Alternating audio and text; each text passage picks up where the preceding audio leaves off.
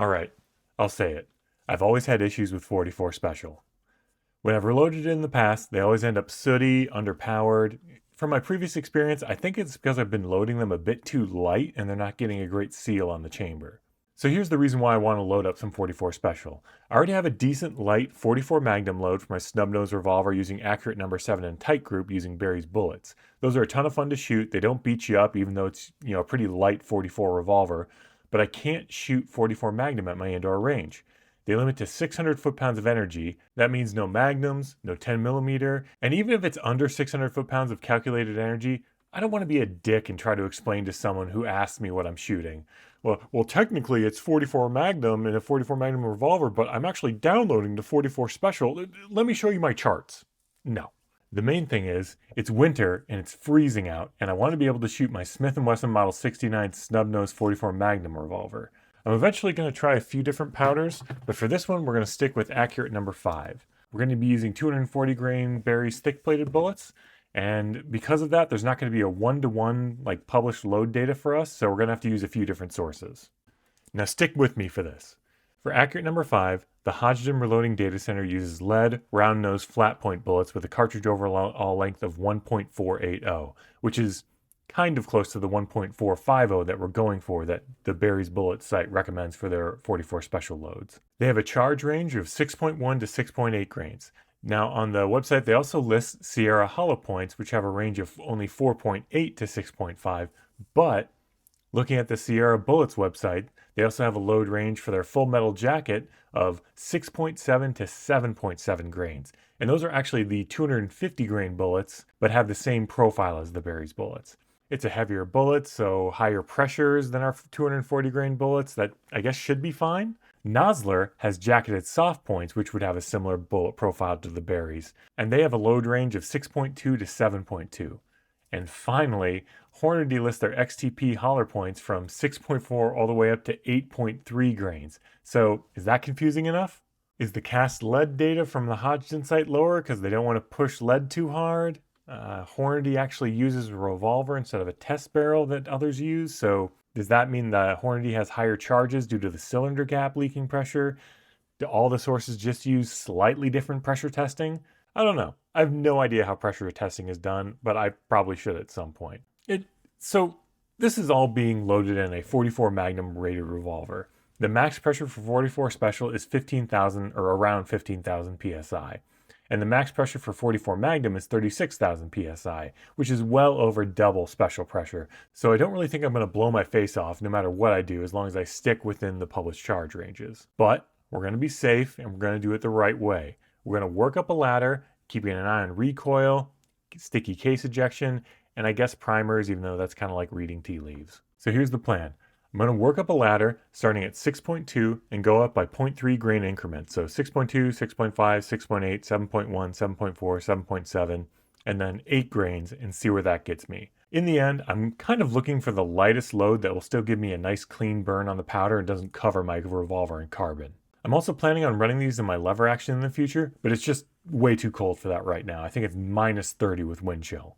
Again, I'll end up trying this out with a few different powders in the future, but we're going to stick with just accurate number 5 for now because every time I try more than 2 powders or bullet weights, everything just spirals out of control.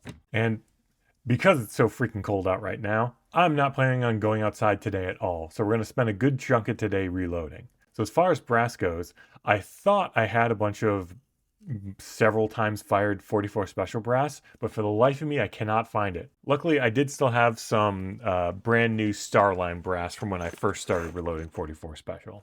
And for primers, we're going to use Federal large pistol primers just so I can get rid of the remaining 2 sleeves I have of this. And then for bullets, we're going to use the aforementioned Barry's bullets, 240 grain thick plated. They have somewhat of a cannular. It's barely an indentation, but that in general comes out to be about 1.450. All right, so first step comes resizing. Raise the ram. Turn the resizing die down until it hits really good contact. I'm not even going to bother locking this in. This step probably isn't really all that necessary with this new brass, but it's not going to hurt anything. Yeah, basically no resistance when I'm putting these through.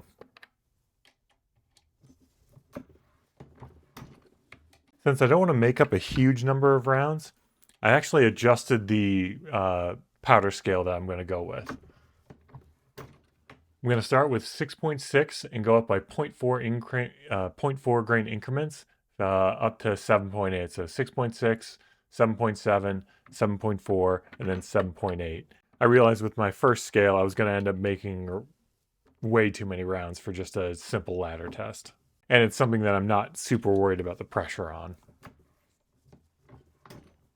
Now we're going to flare these with the Lyman M die.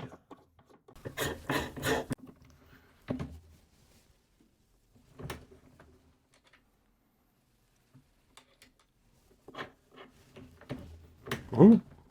Well, I got myself a little trumpet case here, so that was way too much.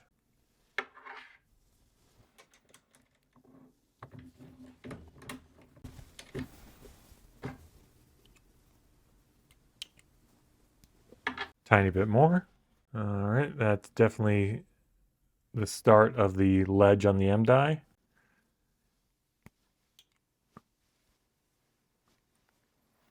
Okay, that fits in. I'll see if I can rescue this case on the crimping step. Now for one of the cases we're actually going to be using. That's maybe a tiny bit more. Let me lock this down. Okay, that is going in. And it's not flaring it like crazy.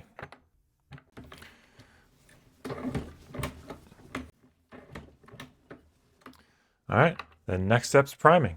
All right, got them all loaded up here. Now for the bullet seating die. And because I have a micrometer seating stem, I'm going to put that in. The Lee seating dies, raise the ram, turn it until it touches, then you back it off 3 full turns. 3 for special cases. I'm going to back it off another quarter turn so I can see the markings. Now I'll lock it down and get the dummy round here. Put it in. All right, that's seated just a tiny bit. All right, let's see what that gets us. 1.511, 1.461. So I need to go down another 20 or 1.45. So I need another 11. So 5, 11. Let's see what that gets us. 1.453. Well, we'll call that good enough for now as long as it's in the cannular. Okay, that's just going to be barely in the cannular, so we'll call that good enough for now. All right, let's do the rest of them. Yeah, I didn't really push down that hard on that one, so let's try again. 1.453. Again, we'll just say that's good enough. Let's do a couple more here just to see what that gets us in the end. 1.443. Okay. 1.452. 1.445. This press is not that great. 1.447. 50. Okay, so that one's right on. 1.449. Okay, good. We'll call that good. The problem with this press is I think there's some play or maybe some cam over or something like that, but as long as you're putting it down with the same amount of pressure each time, it's fairly accurate, but it's sometimes easy to go, seat bullets deeper than you mean to. 1.450. So next comes to crimping. And at least with the crimping die, it's easy. Raise the ram to the top of the stroke. Screw in the crimping die until it touches. Back out the screw until you see threading. Turn until you start feeling contact. And then I put a little dot on top. Half turn for a light crimp. These are plated bullets, so we'll go with a light crimp for now. Let's see what that gets us. Don't really notice any crimp whatsoever. 2/3 crimp. All right, that's a little better. Let's try it on our first normal round. That seems like a good crimp. I'll go with that. Pretty much checking every 5th one I'm doing just to check for consistent crimping. I'm feeling pressure, so it's definitely crimping in a little bit, but I'm not seeing a huge amount of actual crimp on the brass, so that tells me that it's not, digging into the plated projectile. The cannular on these is so light that it's almost like a taper crimp, but it's at least a pretty solid taper crimp. Just out of curiosity, let's see what a full crimp on this would be. Ooh, that felt bad. That's quite the crimp. That's definitely digging in there. that is for sure cutting into the copper. So definitely don't want to do a full crimp. I think 2/3 crimp is just fine for these. And just out of curiosity, just make sure.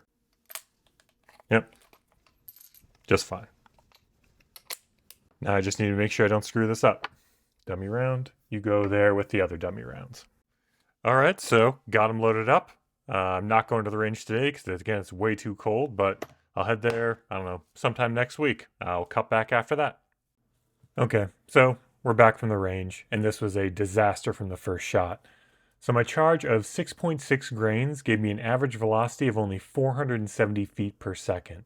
I should have just pulled all these from at that point, but whatever. I kept on shooting because I figured I was going up by big steps, so maybe first one was just a little undercharged. I ended up with a sooty mess and a bunch of unburnt powder. I'm not sure if these were just underloaded or because there was unburnt powder, there wasn't enough crimp, but they sucked. 44 Special has always given me trouble, at least with the berries bullets. I'll throw the rest of these velocities up there, but I'm bummed out with just how this went. We topped out at 600 feet per second at the upper load of 7.8 grains. At that charge, these were starting to feel like 44 Special, but they were still pretty dirty. So I think there's two different things I need to try here. One is using Tight Group or another fast burning powder, which may burn a bit cleaner than the Accurate number 5, but I don't think that's what my problem here was.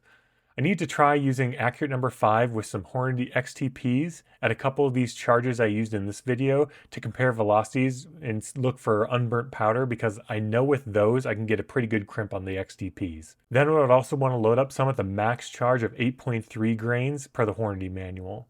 The Hornady manual actually uses a 3-inch Bulldog revolver, which should give me similar velocities to my 2.75-inch Model 69 Smith & Wesson. This and the unburnt powder is why I think the crimp is the issue. Their starting load with Accurate number 5 is 6.4 grains with a velocity of 650 feet per second, which already destroys everything from my ladder. I really should have looked at the Hornady test firearm first before I did my shooting, as it's pretty close to a 1-to-1 in barrel length.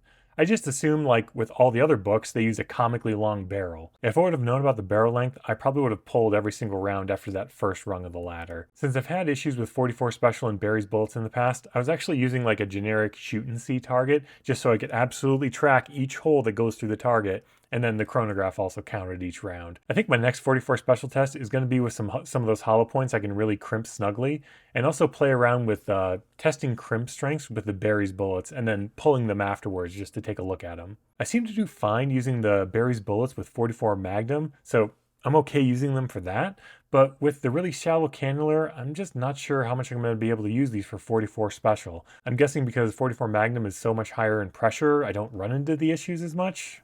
The other reason I wanted to do this was because I wanted to work up a load for my Henry Model X, since I have a suppressor now, and it seems to cycle 44 Special just fine. As a side note, as a comparison, using the Underwood 245 grain 44 Special range ammo, I got an average velocity of 893 feet per second. Now those felt much closer to weak 44 Magnum recoil-wise. That's almost 300 feet per second faster than my top load, and about 50 feet per second faster than the top Hornady listed load. I think I just need to think about this for a bit. Thanks for watching.